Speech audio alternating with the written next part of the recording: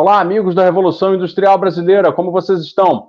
Eu hoje estou recebendo dois convidados super especiais, que são a Larissa Naves e o Fábio Terra. A Larissa Naves é professora da Unicentro do Paraná, da área de Economia, e o Fábio Terra é professor da Universidade Federal do ABC e da pós-graduação da Universidade Federal de Uberlândia. Mas a razão deles estarem aqui hoje é o lançamento de um livro super importante que eu já deixo a recomendação para você buscar na internet e adquirir. Vai aprender muito sobre um tema crucial para o debate público brasileiro nos nossos dias, que é a dívida pública.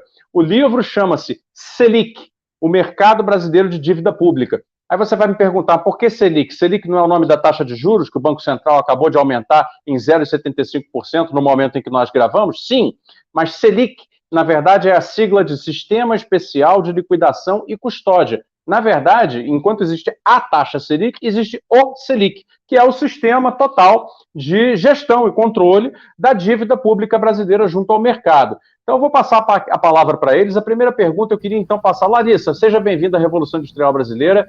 Eu queria te perguntar, qual é o escopo do livro, do que vocês tratam, qual é exatamente assim, o que o leitor pode esperar aprender sobre dívida pública, sobre esses mecanismos complicados, difíceis de compreender, não é verdade? E não apenas o estudante de economia, mas aquele cidadão que está interessado em aprender como, afinal, o nosso orçamento é destinado, em parte, ao pagamento de juros de dívida pública anualmente, né?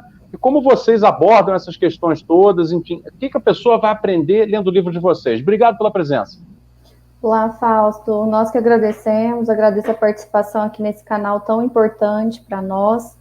Bom, você tocou nesse assunto e, justamente, a importância do livro é fundamental neste momento, então, em que se discute tanto dívida pública e também a famosa taxa Selic, mas nós quisemos fazer um livro não só para o público economista, estudante de economia ou pesquisadores da área, mas um livro bastante didático, inclusive, em que o público leigo na área de economia consegue, a partir dessa leitura, vários argumentos, vários pontos de vista, mas também vários conceitos referentes ao que é dívida, ao que é mercado monetário, ao que são o mercado monetário e o mercado de dívida pública no Brasil, e de onde é que saem esse tanto de taxa e nomes estranhos que a gente ouve todos os dias no jornal.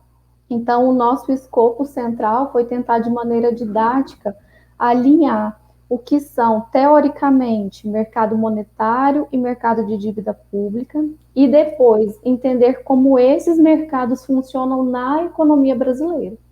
E daí nós recorremos à nossa história econômica do nosso país.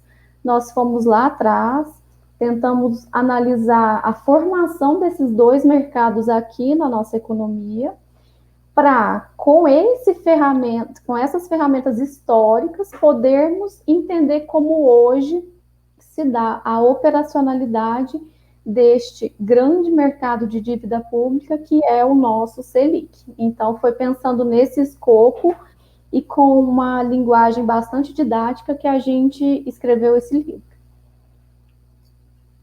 Fábio, faz uma complementação, você que é coautor do livro, explica aí quais foram um pouco das motivações, né, o que levou vocês a fazerem esse trabalho, por que trazer essa discussão agora ao debate, com você. Então, Fausto, muito obrigado pelo convite, obrigado pela sua consideração de sempre, muito bom também ter a Larissa aqui para poder conversar sobre esse livro, e a Larissa já pavimentou muito do terreno, né, a gente já conversa sobre Selic, eu e Larissa, há quase 10 anos, né, Larissa, desde o tempo do mestrado, e é sempre, assim, um desafio grande conseguir fazer com que as pessoas, em geral, entendam toda essa nomenclatura que existe, que envolve a economia, e que os economistas, em geral, não fazem nenhuma questão de simplificar. Daí, eu saldo, né, completamente a sua iniciativa, Fausto, da Revolução Industrial Brasileira, que faz isso para algo que é crucial, que é para esse país reindustrializar, porque sem isso a gente não vai ter renda média alta e a vida, né, das pessoas vai continuar nessa escassez material que é. Mas a gente tentou fazer uma coisa parecida com isso, só que para o mercado Selic.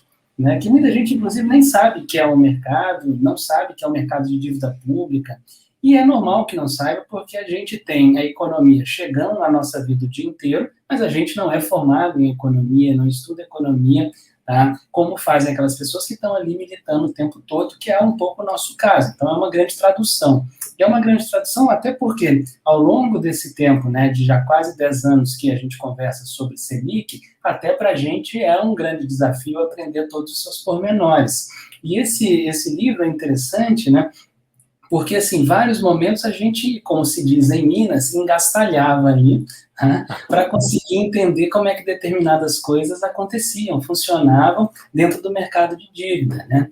Então, a motivação foi se debruçar sobre essa coisa pouco conhecida, mas tão crucial, e, ao mesmo tempo, isso que a Larissa trouxe, né, e que você na RIB faz muito, traduzir isso da melhor forma possível para qualquer público interessado, seja economista ou não.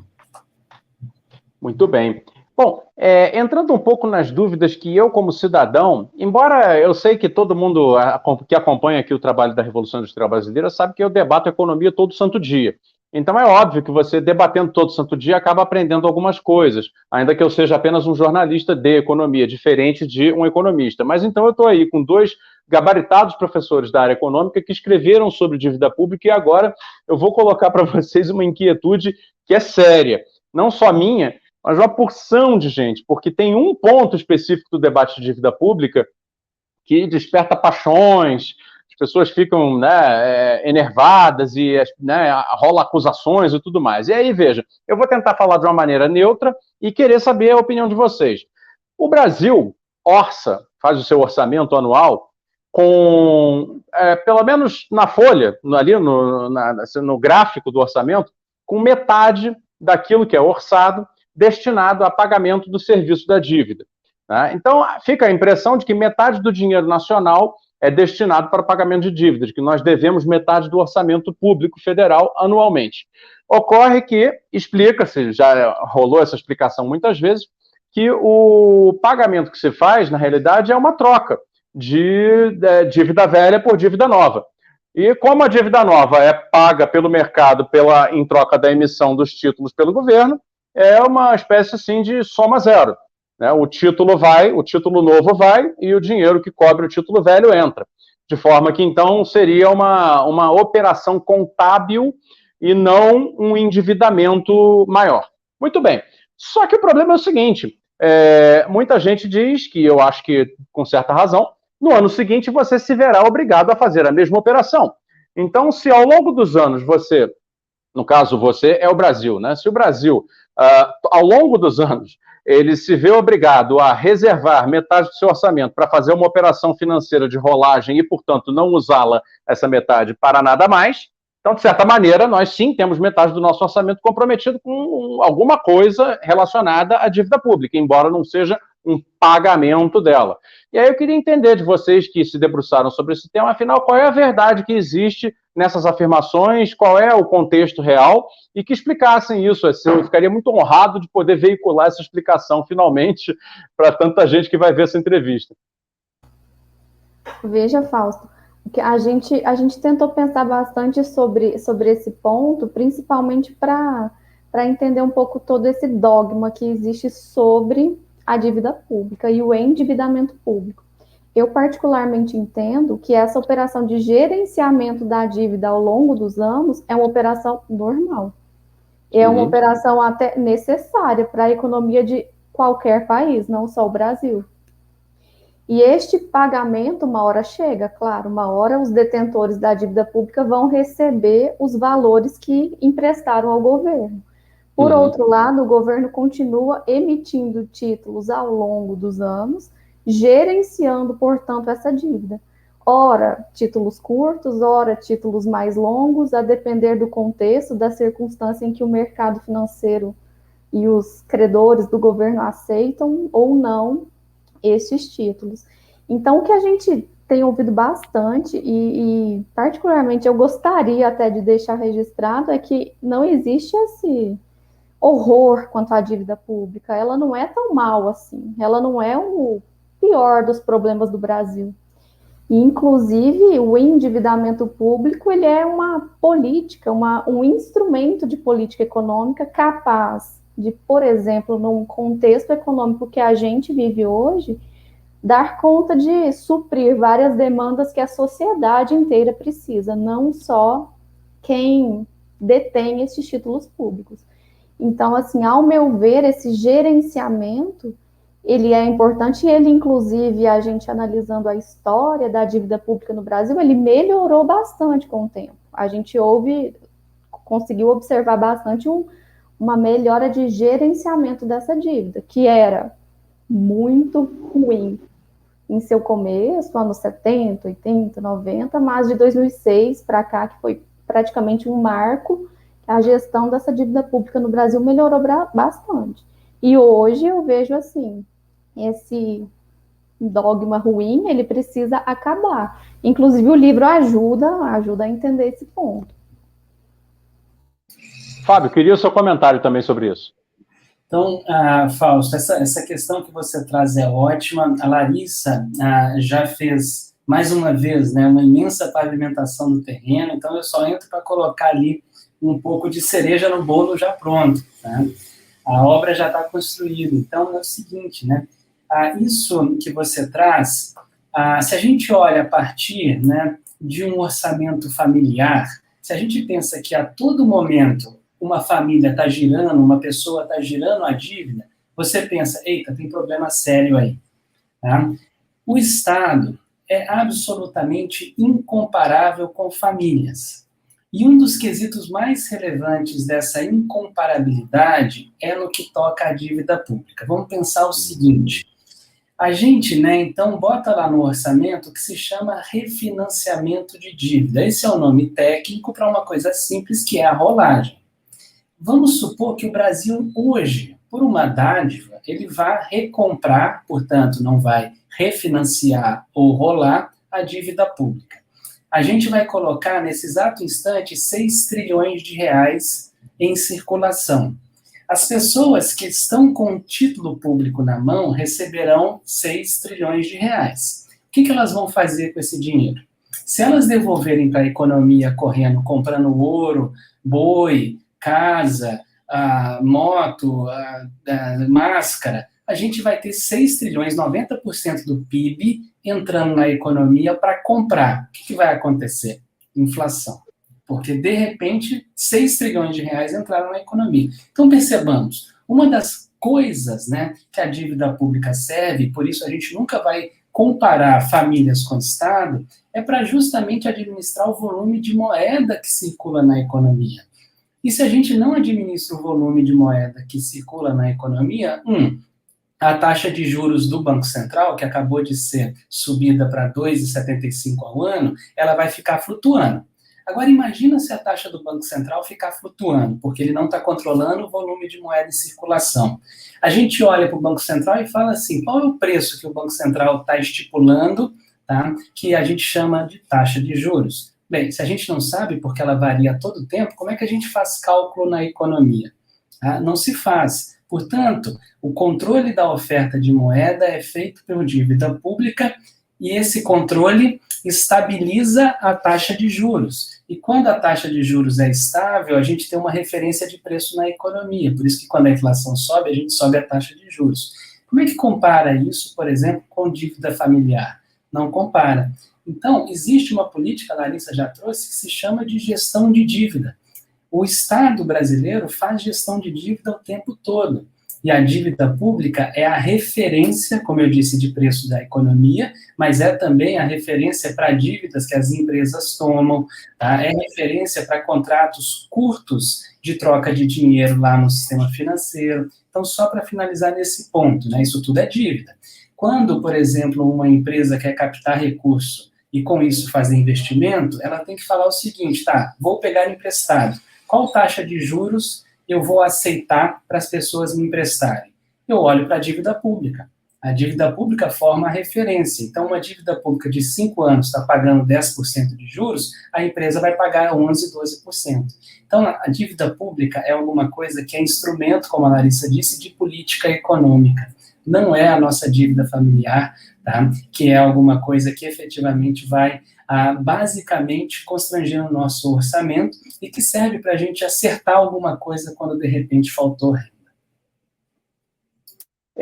Uma outra pergunta, então, aos dois, a respeito de um tema muito candente também, que é a famosa MMT, né? Como é que se relaciona isso com a questão das emissões monetárias? Porque hoje, por exemplo, se advoga que o Banco Central possa fazer a compra dos títulos de dívida do Tesouro Nacional diretamente, no chamado mercado primário, de modo a financiar, no que seria uma emissão monetária, o Tesouro Nacional e não deixar necessariamente crescer demais a dívida pública, porque, lógico que, embora a relação dívida-PIB não seja um critério tão não é, biblicamente sagrado, digamos assim, como vários economistas internacionais já vêm apontando, tampouco é desejável se deixar crescer irresponsavelmente. Até porque o perfil da dívida de cada país é diferente. A do Brasil pode ter um indexador um pouco mais forte, um pouco mais instável. O Brasil tem suas vulnerabilidades externas, que também podem afetar nas precificações dos títulos novos, depois da rolagem, etc. Então, dado que não é desejável que a relação dívida-PIB exploda, né, mas, por outro lado, ela também não é um indicador assim tão certo e obrigatório, como vocês veem a possibilidade do Estado, em lugar de fazer uma emissão no mercado privado, mercado para agentes financeiros privados, e em lugar disso fazer deixar os títulos com o Banco Central em troca de injeção direta de capital? Como vocês veem essa possibilidade? Olha, Fausto, o Banco Central, ele praticamente faz isso já, através da sua política monetária no mercado Selic, neste mercado de dívida pública. Através das conhecidas operações compromissadas, o Banco Central tenta enxugar a liquidez da economia quando necessário, através do uso dos títulos públicos no mercado secundário. No mercado primário, essa colocação de títulos do Tesouro no Banco Central, a gente tem uma vedação legal, da nossa Constituição, inclusive. Mas, indiretamente, no mercado secundário, essa operação de injetar liquidez na economia via títulos públicos, ela já se dá pela institucionalidade do tipo de instrumento utilizado pelo nosso Banco Central. Ao nosso ver, assim, ao meu ver, principalmente aqui, relacionando um pouco com a questão do MMT e também dessa questão de colocar este parâmetro de dívida pública como um número por si só, ele é bem relativo. Em momentos como o que nós estamos passando, por exemplo, a gente olhar este número como uma porcentagem do PIB não diz praticamente nada. A gente pensar, nossa, a economia brasileira está com 90%, com 100%, com 110% de dívida pública em relação ao PIB, beleza, mas em qual momento nós estamos? E qual é o contexto econômico que nós estamos atravessando? Talvez essa injeção de liquidez, ela seja sim necessária. Não causará a inflação tão temida, né, que nós brasileiros temos um medo justificado deste processo inflacionário em função do que passamos no nosso passado econômico, mas nem sempre esta relação ela é direta.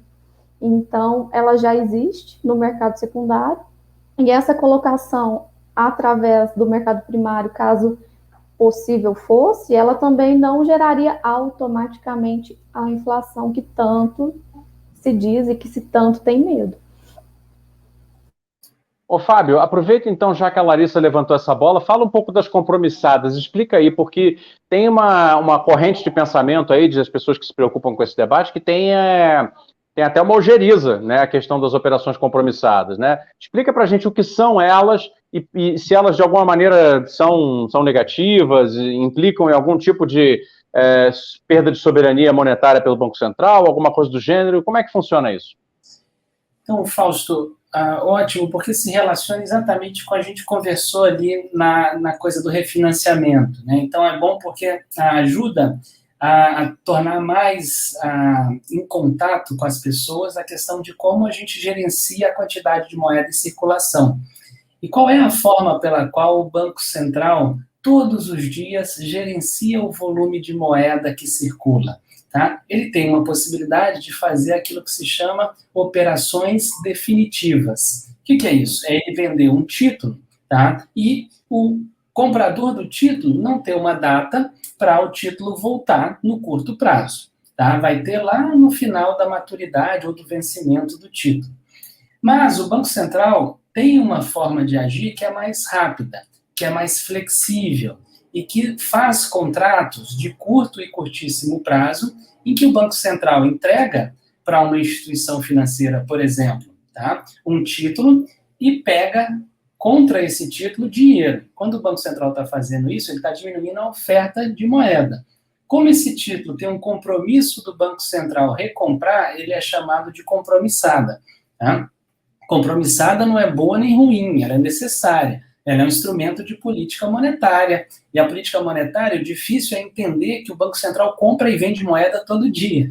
E ele precisa fazer isso mais uma vez para deixar a taxa de juros básica, Selic, tá, estável. Porque se ela ficar flutuando, tudo que flutua demais na economia é o terror. Olhem para o câmbio, né?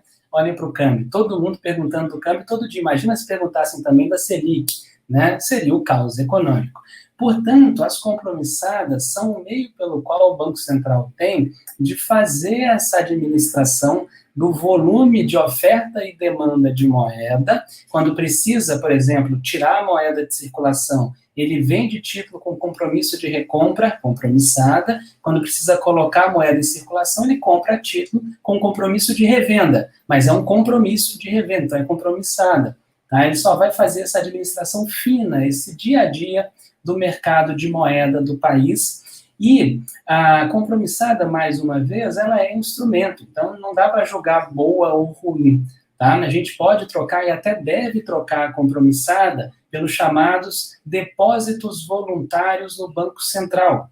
Esses depósitos funcionam da mesma forma. A única diferença é que, ao invés do Banco Central colocar um título no negócio, ele não vai colocar título, os bancos depositam no Banco Central, antes trocariam por um título, agora depositam, tá? E se precisar, tira o dinheiro do Banco Central. Pronto, qual é o benefício disso? Os títulos que o Banco Central usa para compromissada são do Tesouro Nacional, mas o Tesouro Nacional não faz política monetária, ele cuida do Tesouro, ou seja, fisco, ele é política fiscal. Desse jeito, né, há uma mistura pelo Banco Central utilizar títulos do Tesouro, há uma mistura da dívida pública do Tesouro com o passivo do Banco Central. É melhor limpar essas arestas. Correto. Uma última esclarecimento sobre as compromissadas. Fábio e Larissa, quem quiser pode me responder, é bem rápido. Esses títulos que são usados, então, para recolher dinheiro e depois para injetar dinheiro, incorre-se em algum pagamento de juros por esses títulos? Sim, sim. Há um pagamento de juro pelo período ali do compromisso. Ele é remunerado. Inclusive, os bancos têm uma grande atração por essas operações compromissadas e grande parte do passivo desses bancos compõe fundos de investimento no Brasil também. Então, as operações compromissadas, elas servem como se fosse um investimento no Brasil para esses agentes do mercado financeiro. É bastante atrativo, inclusive.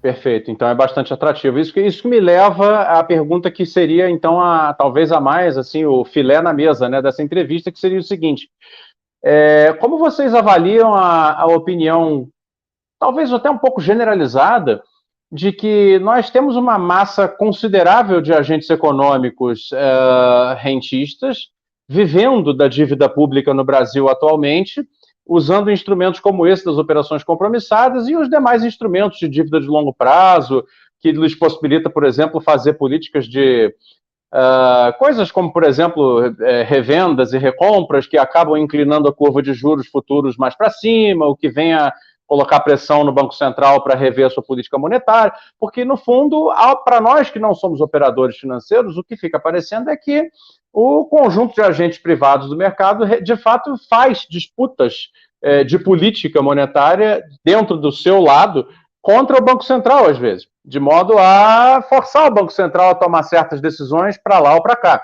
Agora mesmo nós estamos gravando com a notícia da subida de 0,75 da Selic, que, a meu ver, de um leigo, ok, foi um pouco exagerada, não é? Depois de passarmos janeiro e fevereiro inteiros lendo artigo atrás de artigo, com economistas de bancos privados pedindo uma alta de juros.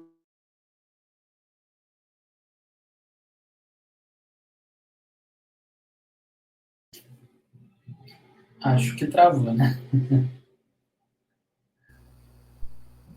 Deixa eu ver se ele vai falar aqui. Voltou? Não. Acho que travou mesmo.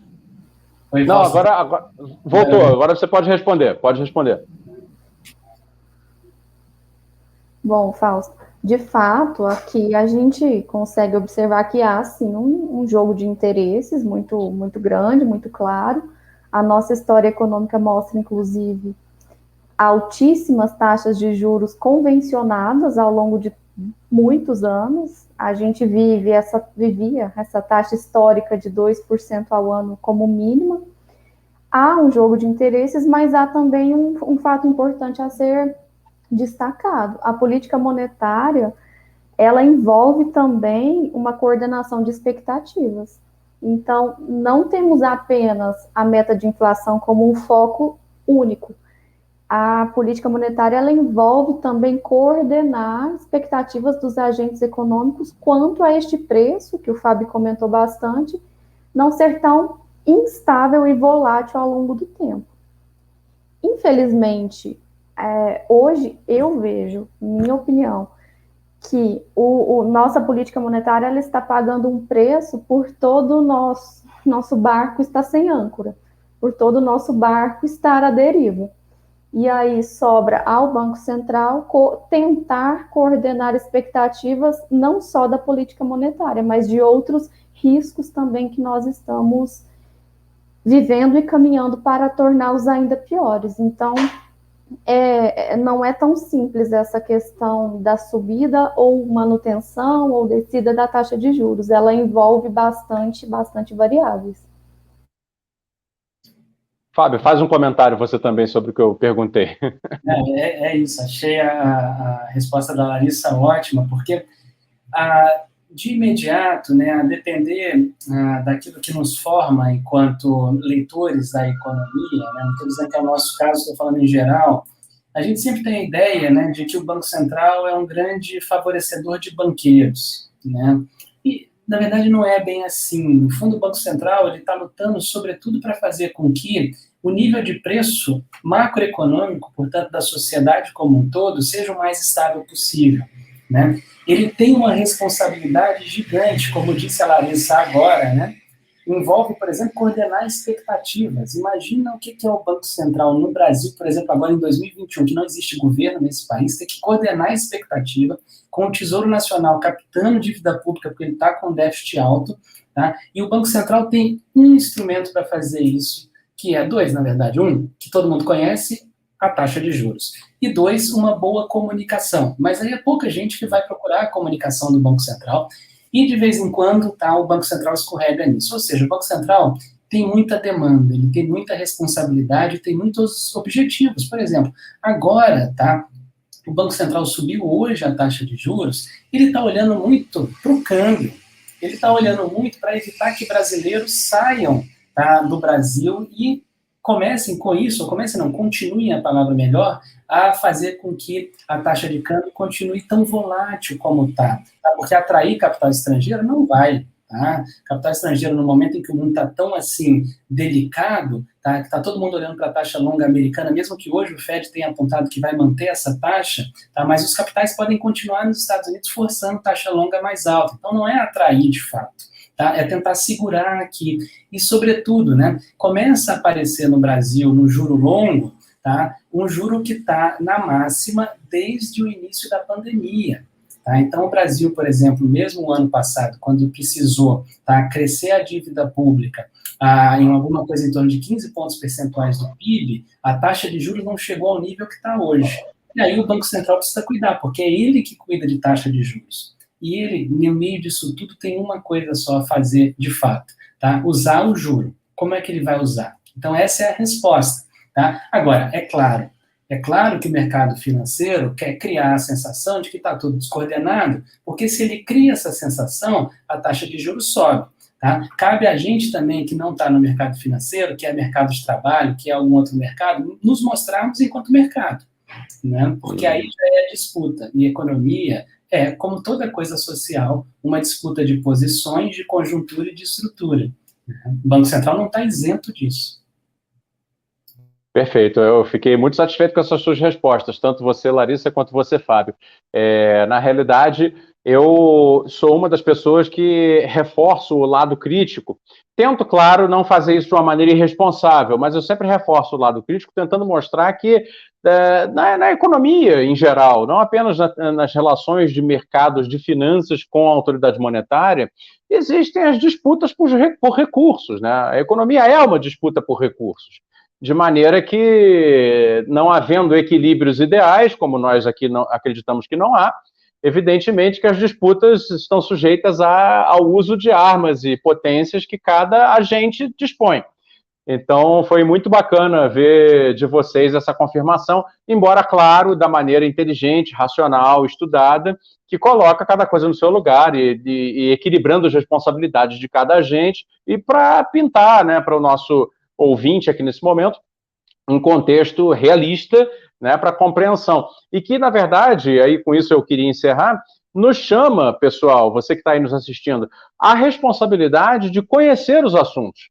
Conhecer os assuntos. E é por isso que, antes de encerrar a entrevista, eu quero pedir aí ao Fábio e à Larissa que mostrem o livro, para que você, afinal de contas, possa se beneficiar dessa oferta de conhecimento tão bacana da parte do Fábio e da Larissa, para que, né, a gente possa também ter você dentro do debate sobre a macroeconomia brasileira, sobre para onde vai a grande questão da dívida pública, como ela deve ser gerenciada, o que o Brasil pode fazer melhor, e inclusive porque no ano que vem temos eleições e isso estará em debate. O Brasil está com a taxa de dívida PIB muito alta, será necessário ao longo do ano voltar a esse assunto e no ano que vem certamente esse assunto será pauta econômica das eleições. Então fica aí a dica para você comprar o livro Selic, da Larissa Naves e do Fábio Terra. E com isso, pessoal, eu me despeço aqui.